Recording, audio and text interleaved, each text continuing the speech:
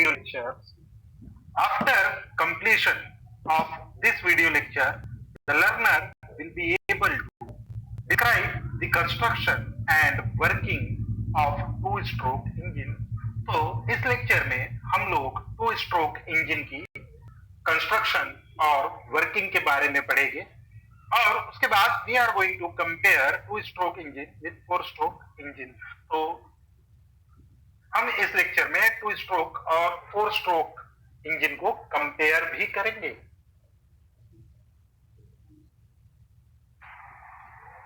आगे बढ़ने से पहले इस वीडियो को थोड़ी देर के लिए पॉज कीजिए और याद कीजिए कि हमने आईसी इंजन की वर्किंग के बारे में क्या पढ़ा था।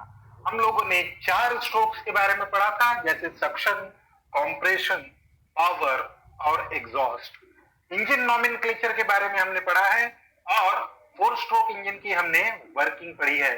ये सारी चीजें आपको अच्छी तरह से पता होना जरूरी है टू स्ट्रोक इंजन की वर्किंग सीखने के लिए। तो अगर आपको इन सारे टॉपिक पे थोड़ा भी डाउट है तो इस वीडियो को पॉज कीजिए और हमारे पुराने लेक्चर पहले एक बार देख लीजिए, समझ लीजिए।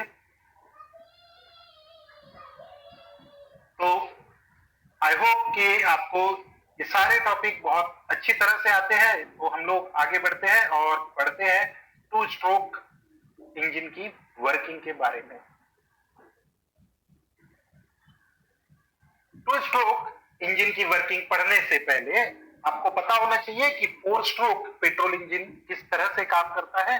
यहां देखते हैं कि फोर स्ट्रोक पेट्रोल इंजन में चार प्रोसेस होती है: इनटेक, कॉम्प्रेशन, कंबशन या पावर और लास्ट में एग्जॉस्ट। यहां in four stroke petrol engine each process required one stroke to complete, यानी फोर स्ट्रोक में चार प्रोसेस होंगी। हर प्रोसेस के लिए पिस्टन का एक स्ट्रोक की जरूरत पड़ती है और पिस्टन के चार स्ट्रोक यानी क्रैंकशाफ्ट के दो रिवॉल्यूशन होते हैं।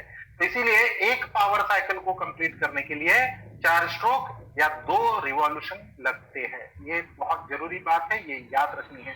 उसके बाद फोर स्ट्रोक इंजन में वॉल्स होते हैं, इनलेट वॉल और एग्जॉस्ट वॉल होते हैं, जो कैम के थ्रू ऑपरेट किए जाते हैं। कैम के बारे में हमने पढ़ा हुआ है थ्योरी ऑफ मशीन नाम के सब्जेक्ट में।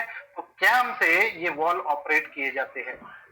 Then only one power stroke and three idle stroke in four stroke cycle. अब यहां अगर हम ध्यान से देखेंगे तो चार प्रोसेस हो रही है, लेकिन पावर एक ही स्ट्रोक में जनरेट होता है, बाकी तीन स्ट्रोक में पावर जनरेट नहीं होता।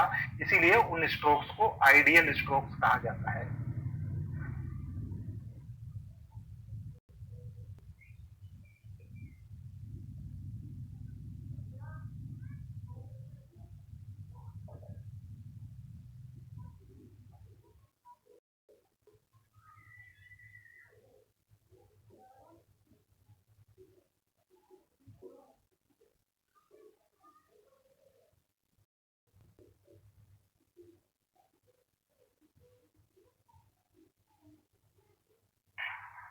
So friends, let's learn about to stroke engine. जैसा कि नाम में टू स्ट्रोक इंजन यानी एक पावर साइकिल को कंप्लीट करने के लिए सिर्फ दो स्ट्रोक्स की जरूरत पड़ रही है। टू स्ट्रोक इंजन में भी चारों प्रोसेस होती है, यानी एक पावर साइकिल में जो चार प्रोसेस इन्वॉल्व होती है: सक्शन, कॉम्प्रेशन, पावर और एग्जॉस्ट। ये चारों प्रोसेस टू स्ट्रोक इंजन में भी परफॉर्म होंगी, पर ये चारों प्रोसेस परफॉर्म करने के लिए पिस्टन के सिर्फ दो स्ट्रोक्स की ही जरूरत पड़ेगी। जैसे कि दो strokes in two stroke engine the cycle is completed in two strokes of the piston, यानी टू स्ट्रोक पिस्टन के दो स्ट्रोक। पिस्टन एक बार टीडीसी से बीडीसी पे जाएगा, एक बार बीडीसी से टीडीसी पर जाएगा, यानी दो स्ट्रोक। तो यहाँ दो स्ट्रोक्स होते हैं। पहले स्ट्रोक को हम बोलते हैं अपवर्ड स्ट्रोक, यानी अपवर्ड स्ट्रोक में क्या होगा, पिस्टन बीडीसी से टीडीसी की तरफ जाएगा, और दूसरा होगा डाउनवर्ड स्ट्रोक, यानी पिस्टन टीडीसी से बीडीसी की ओर जाएगा, और इन्हीं दो मोमेंट में पूरी साइकिल कंप्लीट हो जाएगी। दो पिस्टन के मोमेंट यानी क्रैंकशाफ्ट का एक रिवॉल्यूशन और ये एक रिवॉल्यूशन ही काफी है पूरी पावर साइकिल को कंप्लीट करने के लिए। यानी इसका ये मतलब है कि हमको 2 स्ट्रोक इंजन में क्रैंकशाफ्ट के हर रिवॉल्यूशन में पावर मिलेगा, पावर डेवलप होगा। लेकिन 4 स्ट्रोक में क्या होता है, हर एक ऑल्टरनेट रिवॉल्यूशन के बाद, यानी एक रिवॉल्यूशन में पावर जनरेट होता है, दूसरे में नहीं होता है 4 स्ट्रोक में।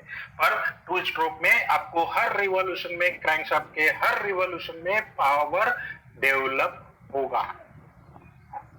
देन सबसे बड़ा कैरेक्टरिस्टिक 2 स्ट्रोक इंजन का कि इसमें कोई भी वॉल्स नहीं होते, कोई वॉल की जरूरत नहीं होती। तो वॉल की जरूरत नहीं है तो उसको ऑपरेट करने के लिए किसी मैकेनिज्म की, किसी कैम की, फॉलोअर की जरूरत नहीं होती। तो वॉल नहीं होते हैं तो क्या होता है, वॉल की जगह होते हैं inlet and outlet ports. Cylinder के ऊपर कुछ होल्स बने हुए रहते हैं जो ओपन होते हैं डायरेक्टली इंजन सिलेंडर के अंदर। तो ये इनलेट एंड आउटलेट पोर्ट्स होते हैं वॉल्स की जगह पर। एंड इनको ऑपरेट कैसे करते हैं, तो इनलेट और आउटलेट पोर्ट्स जो होते हैं इनका ओपनिंग और क्लोजिंग होता है पिस्टन के मोमेंट की वजह से। यानी पिस्टन के मोमेंट की वजह से पिस्टन कवर करता है इनलेट पोर्ट को, अगर कवर कर देगा तो इनलेट पोर्ट बंद हो जाएगा, आउटलेट पोर्ट को कवर करेगा तो आउटलेट पोर्ट बंद हो जाएगा। तो ये सारे मेन कैरेक्टरिस्टिक्स है 2 स्ट्रोक इंजन के बारे में। कंस्ट्रक्शन से रिलेटेड यहाँ पे पॉइंट्स हमने डिस्कस किए, वर्किंग से रिलेटेड पॉइंट डिस्कस किए। आगे हम इन सारी चीजों को डिटेल में देखेंगे।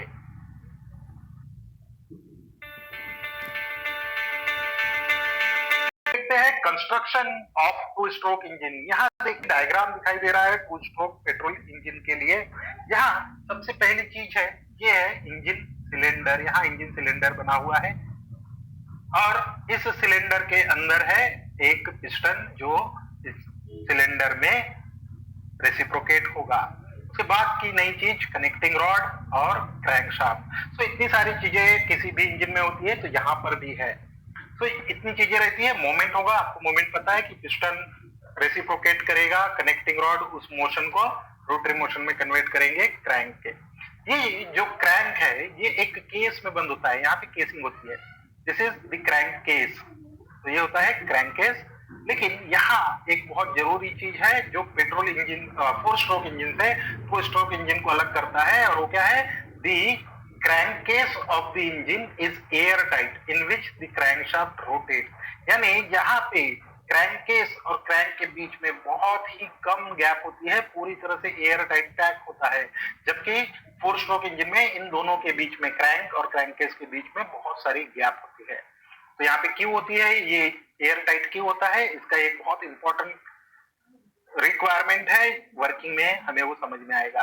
दूसरी चीज, ये इंजन को यहाँ पे देखिए इनलेट पोर्ट होता है, यानी यहाँ से फ्यूल अंदर जाएगा, और एक होता है एग्जॉस्ट पोर्ट, यहाँ से धुआं जो हॉट गैसेस है, दो एग्जॉस्ट गैस है वो बाहर आएगी।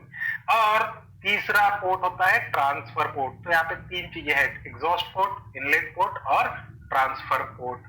एंड ये क्यों है, the moment of piston opens and closes the port. यहाँ पे देखिए ये पिस्टन यहाँ पे इस कंडीशन में है, इस जगह पे आप ध्यान से देखेंगे तो इनलेट पोर्ट अभी बंद है, यानी यहाँ से कुछ अंदर नहीं जा सकता, ना बाहर जा सकता है। यहाँ ट्रांसफर पोर्ट बंद है। तो इस तरह से पोर्ट्स की ओपनिंग और क्लोजिंग होती है। यहाँ एग्जॉस्ट पोर्ट ओपन दिख रहा है, अगर ये पिस्टन ऊपर आ जाएगा इस जगह पर तो एग्जॉस्ट पोर्ट बंद हो जाएगा। और एक सबसे कमाल की चीज ये होता है पिस्टन का कंस्ट्रक्शन। यहाँ के पिस्टन के ऊपर इस तरह से डिफ्लेक्टर बना हुआ होता है, कुछ पिस्टन पे आपको डोम भी नजर आएगा। 4 स्ट्रोक और 2 स्ट्रोक के पिस्टन में ये एक बहुत जरूरी चेंज है, एक जरूरी फर्क है। यहाँ पर 2 स्ट्रोक का जो पिस्टन होता है उसके ऊपर ऐसा उभरा हुआ पार्ट होता है, इसको डिफ्लेक्टर बोलते हैं। जबकि 4 स्ट्रोक पेट्रोल इंजन या डीजल इंजन का जो पिस्टन होता है वो हमेशा फ्लैट होता है। तो ये बात याद रखना है, ये कंस्ट्रक्शन से रिलेटेड पॉइंट्स है। अभी हम देखेंगे वर्किंग। सो दोस्तों चलिए पढ़ते हैं 2 स्ट्रोक इंजन की वर्किंग के बारे में। 2 स्ट्रोक की वर्किंग में 2 ही स्ट्रोक होते हैं, अभी थोड़ी देर पहले हमने देखा था। तो पहला स्ट्रोक होता है अपवर्ड स्ट्रोक। अपवर्ड स्ट्रोक में क्या होगा, पिस्टन का मूवमेंट होगा बीडीसी से टीडीसी की ओर, पिस्टन नीचे से ऊपर जाएगा। जब पिस्टन नीचे से ऊपर की ओर ट्रैवल करता है तो ये सबसे पहले कवर करता है एग्जॉस्ट पोर्ट को। यहां से एग्जॉस्ट पोर्ट बंद है, ये वाला पोर्ट भी बंद है, ये ट्रांसफर पोर्ट है, ट्रांसफर पोर्ट भी बंद है।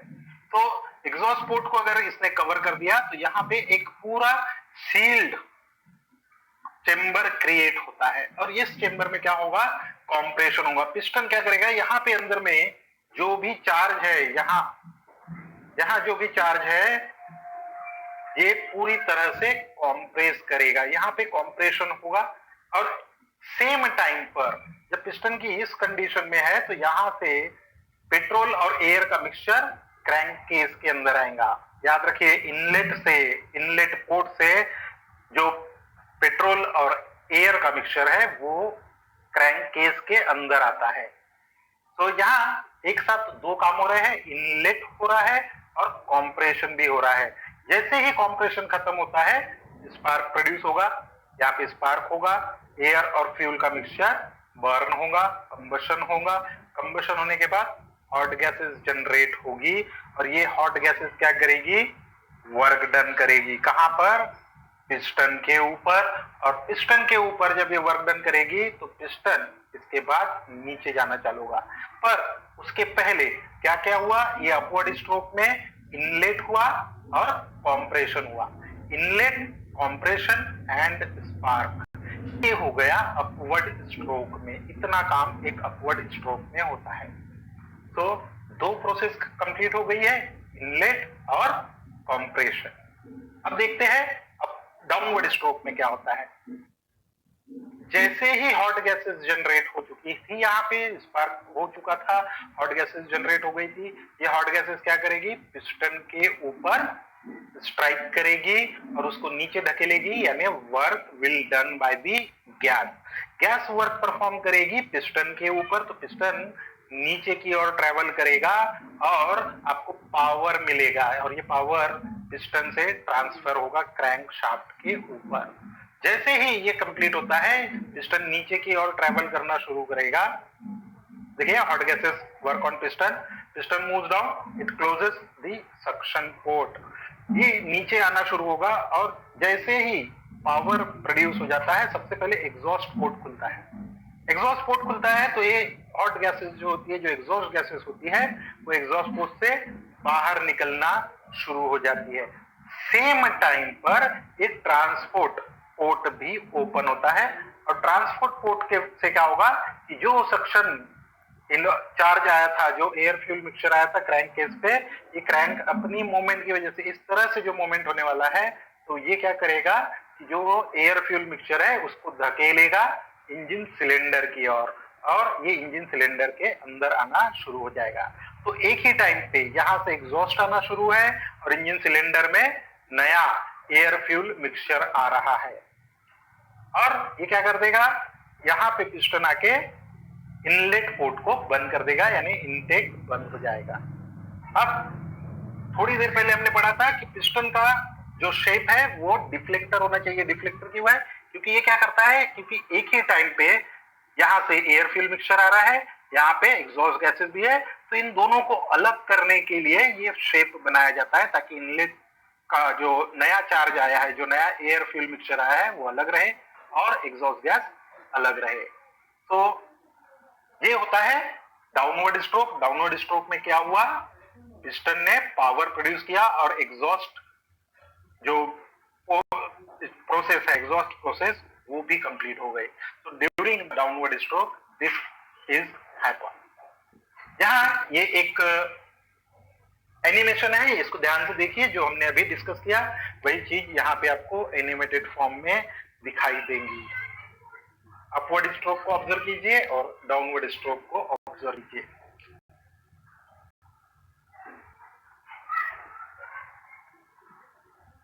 So this is,